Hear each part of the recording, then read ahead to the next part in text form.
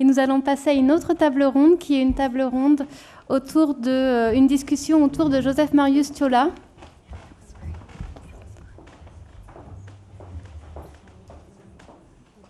J'appelle les intervenants à me rejoindre. Donc Laura Pêcheur, Diana Picasso et Cécile.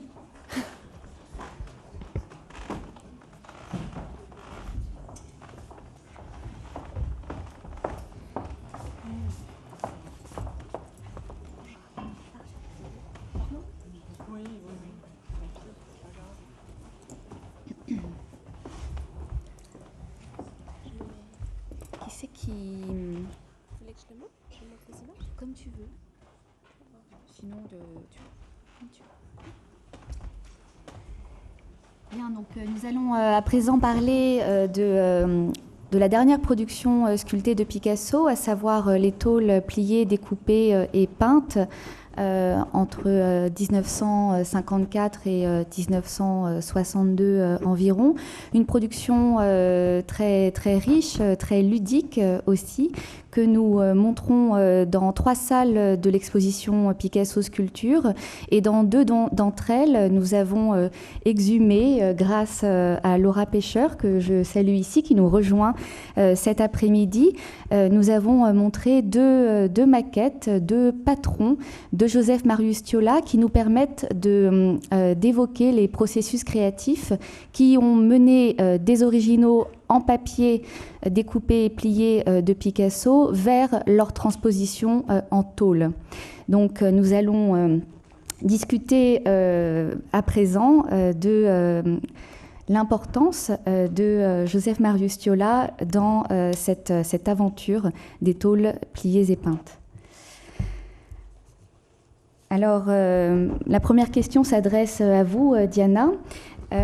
Pourriez-vous nous présenter tout simplement le personnage de Joseph Marius Thiola que nous apercevons ici dans cette photographie avec Picasso à Notre-Dame-de-Vie à Mougins? Quelle a été sa vie, son parcours, son œuvre avant même de rencontrer Picasso?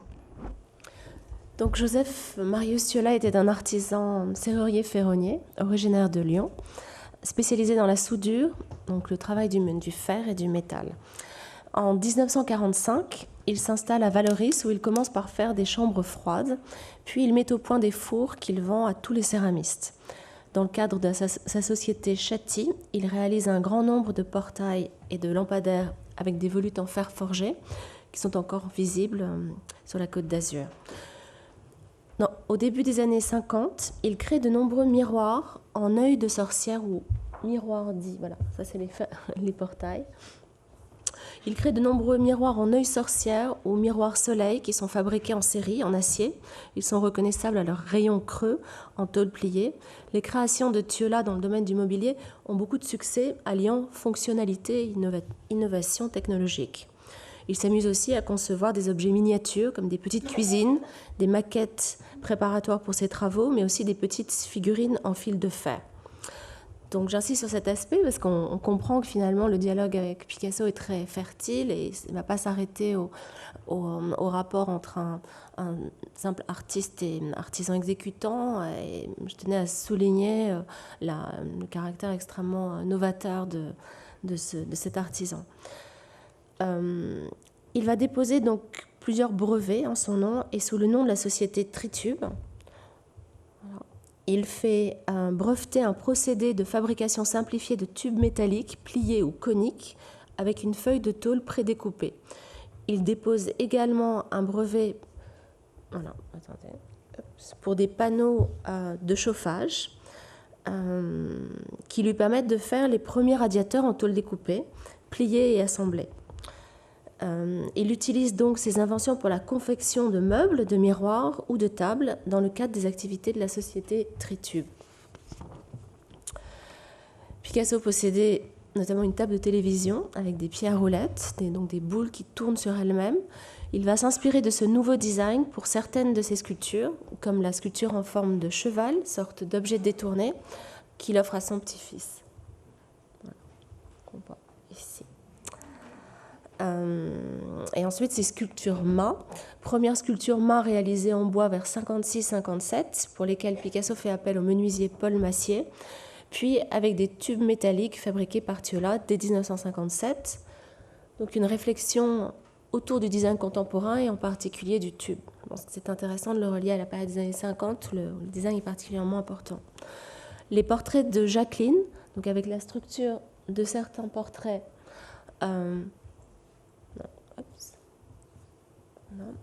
avec la structure de certains portraits, est un dérivé du tube en métal conique de Thiola, donc où les éléments s'assemblaient, en fait, un peu comme les kits, comme ce qu'a développé Ikea, en fait. Mais le nombre des sculptures en tôle réalisées d'après ce modèle est restreint. Donc la tête de femme de 1957, le jouet pour Bernard réalisé en novembre 1960 et un pied tubulaire conique pour tenir le dos du Pierrot assis en 1961. Voilà. Peut-être il faudrait rappeler en fait les circonstances qui ont amené à sortir de l'ombre un peu cet artisan. Donc, oui. Donc là, nous nous tournons vers vous, Laura Pécher. Vous êtes galeriste, plutôt spécialisée dans le dessin, et vous avez fait l'acquisition il y a quelques années d'un ensemble de dessins, de documents que l'on peut qualifier donc de maquettes préparatoires, exécutées par Joseph Marius Thiola à partir des originaux de Picasso. Oui, alors j'ai eu la chance extrême de mettre la main sur un ensemble d'une cinquantaine de maquettes découpées qui racontaient donc l'histoire et la collaboration entre Marius Thiola et Picasso. Il y avait également dans ce lot tout un ensemble de petits papiers avec des annotations et des indications de pliage, par exemple, pour certaines sculptures, et des commentaires de Picasso. Je ne peux pas avoir la photo de la ligne bleue, par exemple.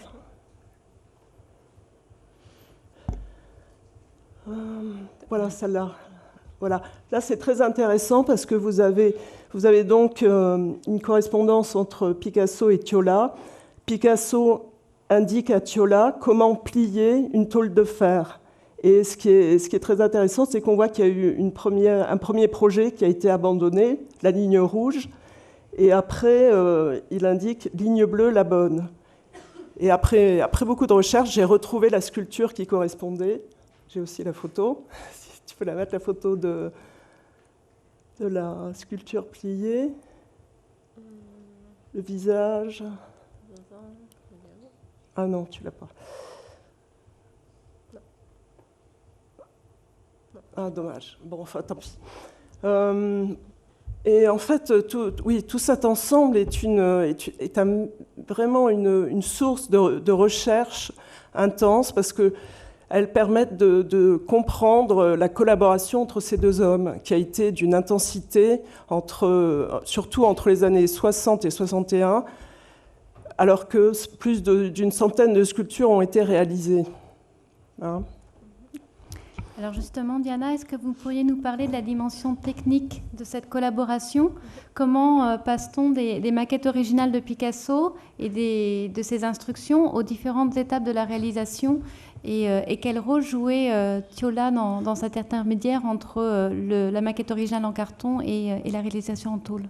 Je précise juste que ma rencontre en fait avec Laura Pécher est une heureuse surprise, puisque j'avais interrogé à plusieurs reprises sa tante sur la provenance d'une sculpture, et c'est finalement Laura qui m'a très gentiment répondu, puisque sa tante devait être agacée par la multitude des lettres que je lui envoyais, et elle m'a donc montré ses maquettes. Et nous sommes partis dans le sud de la France, retrouver la piste de la famille en fait, de Joseph Marius Thiola, puisqu'il était décédé alors.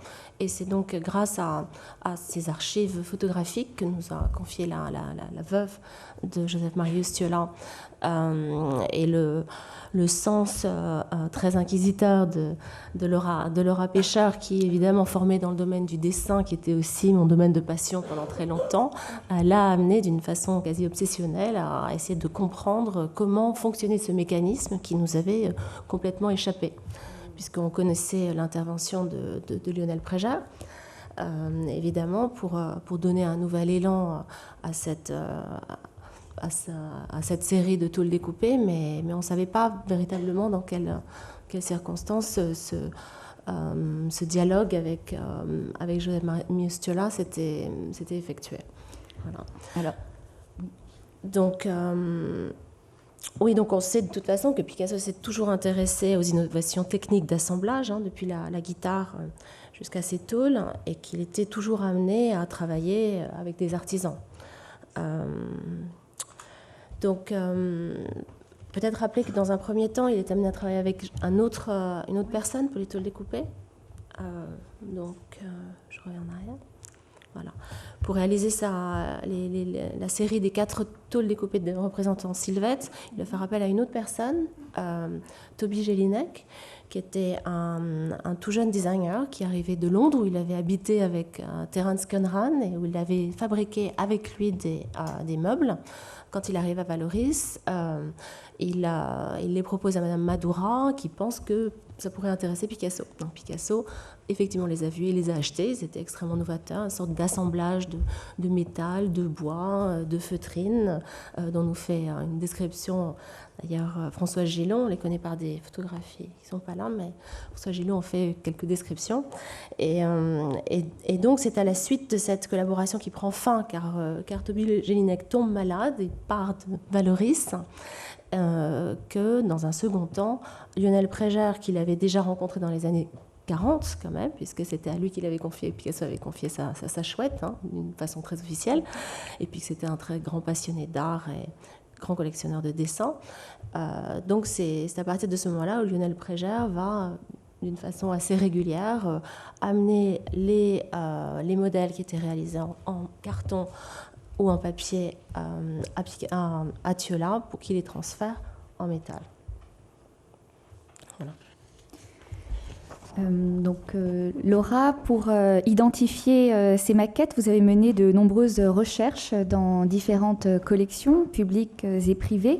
Vous avez beaucoup aussi compulsé le catalogue de Werner Spies et vous avez même été rencontrer les artisans, les anciens collaborateurs de Ciola dans le sud de la France. Voulez-vous nous en parler ? Oui, bien sûr. Alors, j'ai rencontré les frères Breton, qui ont été 2 collaborateurs de Marius Ciola. L'un était très jeune, il avait 14 ans à peine, il était jeune apprenti, et l'autre était un peu plus âgé. Et ce qui était très intéressant, c'est d'apprendre que, en fait, Marius Ciola s'octroyait à lui seul le plaisir de travailler pour Picasso. C'est-à-dire que quand les maquettes arrivaient, il s'enfermait dans son atelier et il aimait travailler seul, comme il se gardait ce trésor de pouvoir travailler avec Picasso. Et les employés, en fait, ne servaient qu'à soit détruire les plaques qui n'étaient pas utilisées, les exemples de sculptures qui n'étaient pas retenus, soit faire quelques soudures peut-être, mais vraiment très peu de choses. Et vraiment, Marius Ciola travaillait seul et s'enfermait jalousement dans son atelier pour garder ce plaisir pour lui tout seul. Et c'était très émouvant de rencontrer ces ouvriers. Nous avons aussi rencontré la femme de Marius Ciola et la fille. Et elles ont retrouvé leurs souvenirs.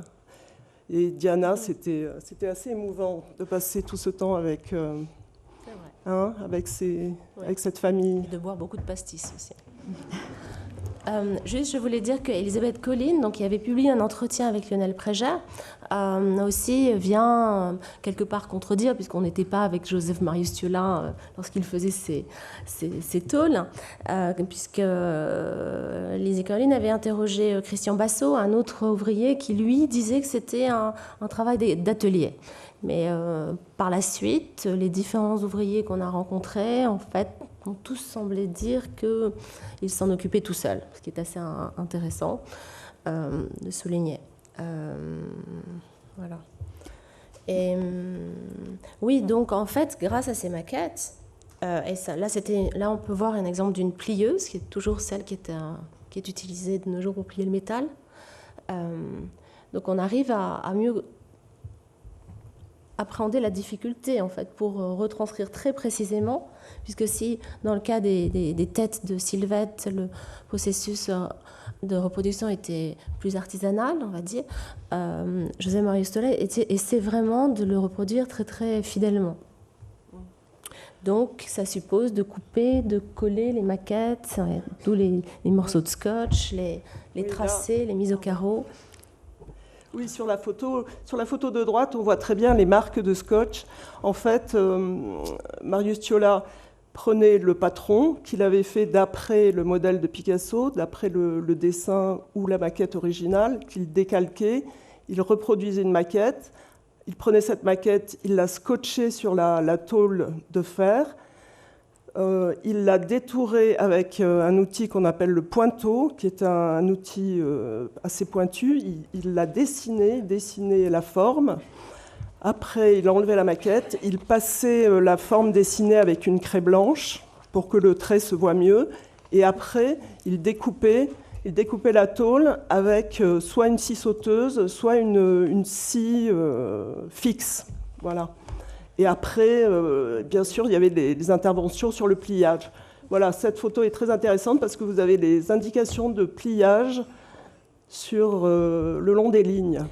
Alors, pli intérieur, pli extérieur. Oui, avec toute la difficulté de parfois représenter l'ondulation de la tôle, en plus des pliures. Oui, tu as dit l'ondulation de la tôle, ça c'est très intéressant parce qu'en fait Marius Ciola était aussi dinandier et il y a certaines sculptures où vous pouvez voir le travail de pliage mais aussi le travail d'arrondissement des formes, d'arrondissement, on peut dire comme ça. Donc c'était vraiment un ouvrier multiple et très, très habile. Et ici on voit la façon dont il pouvait reproduire le dessin. C'est par des effets de soudure légèrement en relief sur la gauche, par des systèmes de calque. En fait. Alors peut-être peut-on nous arrêter à présent sur deux cas particuliers. Le premier serait celui du monument Apollinaire. Je crois que Diana, tu as des photographies. Oui. On a vu passer une photographie montrant Ciola avec l'agrandissement de figure à un moment donné. Voilà. Donc, ce qui nous ramène encore à ce grand sujet du monument à Apollinaire et à cette question donc, de l'agrandissement. Est-ce que Diana oui, je pense à la réflexion de Peter Reed, en fait, et la taille. Hein, effectivement, le fait que ça représente la taille humaine est particulièrement intéressante. Mais on voit aussi que finalement, ça s'inscrivait dans les limites de Marius Ciola, puisqu'il n'a pas vraiment fabriqué de tôle découpée, en tout cas avec Picasso, qui était d'une dimension bien supérieure à celle-ci. Donc, je ne sais pas quelle est la réponse. En tout cas, c'est dans le début des années 60 que le projet de monument Apollinaire se concrétise avec cette nouvelle collaboration. Ils réalisent ensemble une maquette intermédiaire que Picasso envoie en 1972 au MoMA. Cette maquette va ensuite servir de modèle à l'agrandissement en acier Corten, réalisé la même année à New York, toujours conservé par le musée. Je voulais juste souligner que c'est avec lui qu'il a conçu aussi la maquette pour le monument à Chicago, qui est la dernière sculpture connue de Picasso. Donc en 1974-65, il crée 2 maquettes en fer et tôle découpée pour le monument de Chicago. La sculpture monumentale pour Chicago est datée de 67. Donc c'est la possibilité pour Picasso d'élargir son travail à des techniques et des recherches industrielles de très grande échelle. C'est aussi l'aboutissement de réflexion de la sculpture monumentale qui débute dès les années 27 avec le monument pour Apollinaire. Donc les 3 maquettes en papier et les calques préparatoires ne sont pas datés, mais permettent de résumer le mode habituel de collaboration entre Picasso et Ciola. À savoir, Picasso a procédé comme à son habitude, il a préféré faire refaire entièrement l'œuvre en y apportant quelques modifications, plutôt que de transformer l'œuvre originale. Les caractéristiques techniques, le poids de la maquette, l'épaisseur du métal, le point de soudure ou les caractères des motifs pouvaient diverger. Les 2 tôles présente des différences et des irrégularités que les ingénieurs, en fait, en charge de réaliser l'agrandissement à Chicago, avaient voulu préserver. Ils voulaient préserver le caractère artisanal. Ah oui, caractère artisanal, presque fait main. Et on note à ce sujet l'inscription de Picasso sur la maquette. Je ne sais pas si elle est là. Non. Sur la maquette, où il a inscrit sous des toux, qui montre bien qu'elle n'était envisagée comme telle par l'artiste, une sorte d'œuvre en devenir. Mais peut-être vous vouliez parler davantage du monument apollinaire. Peut-être, puisque nous sommes à nouveau donc limités par le temps, pourrions-nous terminer avec l'exemple de la femme au bras écarté, à laquelle nous consacrons la dernière salle de l'exposition et où nous montrons à la fois la maquette, enfin l'œuvre originale de Picasso en papier plié et découpé, la mise au carreau par Joseph Marius Thiolat, qui a permis donc l'exécution en tôle de 3 versions. Nous en montrons 2 dans l'exposition. Et puis à partir de ces 2 petites tôles réalisées à l'échelle de l'original de Picasso, Thiolat a réalisé 2 agrandissements et nous montrons ici dans l'exposition la version du musée Picasso. Alors, est-ce que l'une de vous deux, peut-être vous, Laura, voulez nous parler de... Alors, je ne sais pas si nous avons la mise au carreau. Je crois qu'il y a une photographie, voilà. Oui, alors voilà, ces deux photos sont très intéressantes parce que le petit dessin du haut, en fait, il parle de l'application de grillage sur la sculpture, sur la maquette qui faisait 1,80 m, la sculpture intermédiaire qui a servi de maquette à Carl Néjard pour l'agrandissement de la sculpture. Et vous avez aussi sur ce dessin, en haut, des nombres. Vous avez 37 multiplié par 5 et le résultat c'est 195. Et en fait c'est le rapport, c'est-à-dire que la première sculpture fait 37 cm, la petite, multiplié par 5, on arrive à la maquette pour Néjard, pour l'agrandissement, donc 1,85 m. Et le plan sur la droite corrobore aussi cette histoire d'agrandissement. Je voudrais ajouter que cette sculpture, la femme au bras écarté, la maquette intermédiaire qui fait 1,80 m, la grande, elle est très intéressante techniquement au niveau du bras, parce que le bras a été découpé et plié, et c'est une vraie prouesse technique, parce que comment arriver à couper juste le fer pour le plier sans qu'il cède et qu'il reste comme ça. Voilà. Et oui, merci beaucoup. Et ce sera aussi une autre prouesse technique pour Carl Néjard, donc en 1962 également, d'exécuter en très grand format cette même sculpture, donc de la femme au bras écarté en béton, pour Daniel-Henri Kahnweiler, dans sa propriété de Saint-Hilaire. Et l'on sait qu'il y avait donc 2 coffrages, un coffrage pour la figure centrale et un coffrage à part pour ce bras droit qui causait en effet quelques difficultés, quelques particularités techniques dont nous allons parler peut-être dans la table ronde de tout à l'heure. Diana, est-ce que vous voulez ajouter un dernier point sur... C'est un sujet passionnant qui remonte au tout premier découpage que Picasso fait dans son enfance. Donc je pense que c'est déjà l'occasion de parler de l'importance des artisans et surtout des artisans pour lesquels on peut remarquer la très grande qualité. Je pense que Picasso avait toujours le bon œil pour faire appel aux personnes les plus qualifiées. Aux bonnes personnes. Merci beaucoup Diana, merci beaucoup Laura. Est-ce qu'il y a des questions dans l'audience? Oui, Alain Kirilli. Encore utile aujourd'hui pour l'agrandissement de New York, parce que moi je me souviens d'avoir parlé avec William Rubin. Le buste de Sylvette. Non, pardon, le monument à Guillaume Apollinaire, je veux dire, qui est au musée d'art moderne, qui est une œuvre qui a été agrandie du vivant, évidemment, de Picasso, Et il serait intéressant si là aussi on peut retrouver les artisans qui ont travaillé sur cette sculpture. Savez-vous s'il existe un courrier entre William Rubin et Picasso au sujet de réflexion de l'agrandissement de cette sculpture? Alors là, peut-être doit-on donner le micro aux personnes du MoMA qui ont travaillé donc, notamment sur le projet Picasso Sculpture du MoMA. On sait que c'est Maurice Brouat qui a réalisé cet agrandissement, mais... Et la maquette a été envoyée aussi au MoMA. Et la maquette a été envoyée. Anne Temkin. Ouais. Une maquette réalisée par Thiola. What we have in the files is fairly straightforward and minimal, extremely businesslike. We would like to do this at this dimension. May we? It doesn't really give you any thinking behind the decision. There may be more things elsewhere, but not that I've seen. Merci Anne pour cette précision.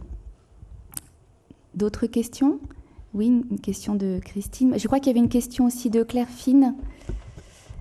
Mais la première qui attrape un micro.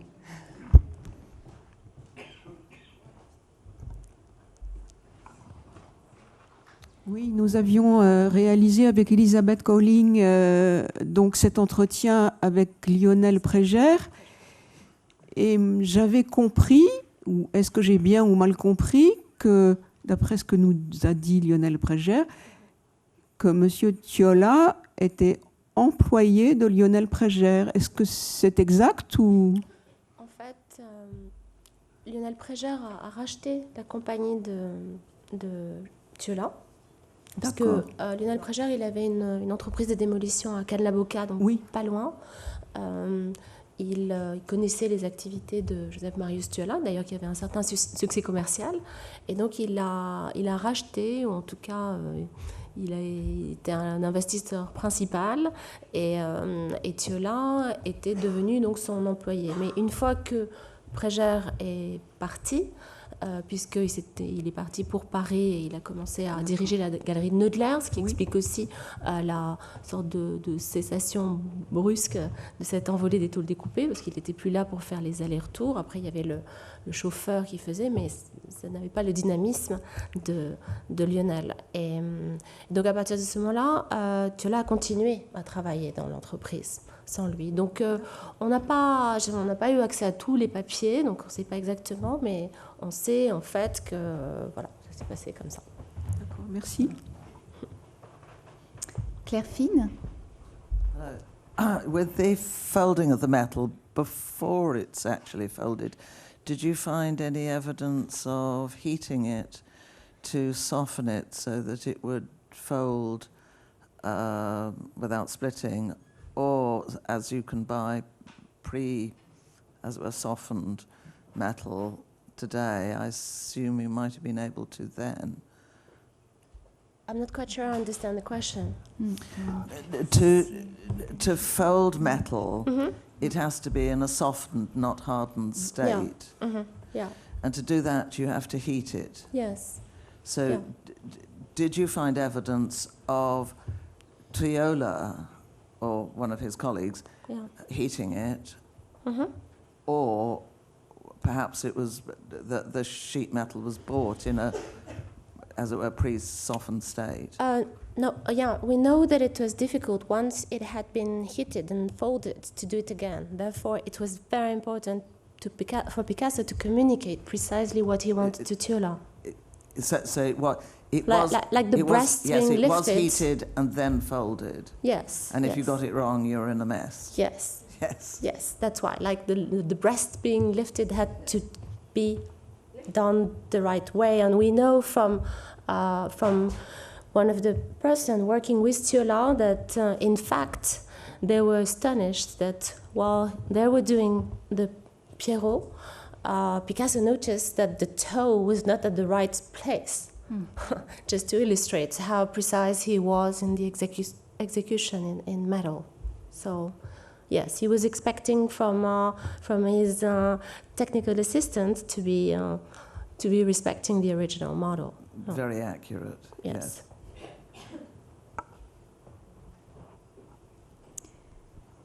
Donc nous allons clôturer cette table ronde. Merci encore Diana, merci beaucoup Laura. Merci à vous.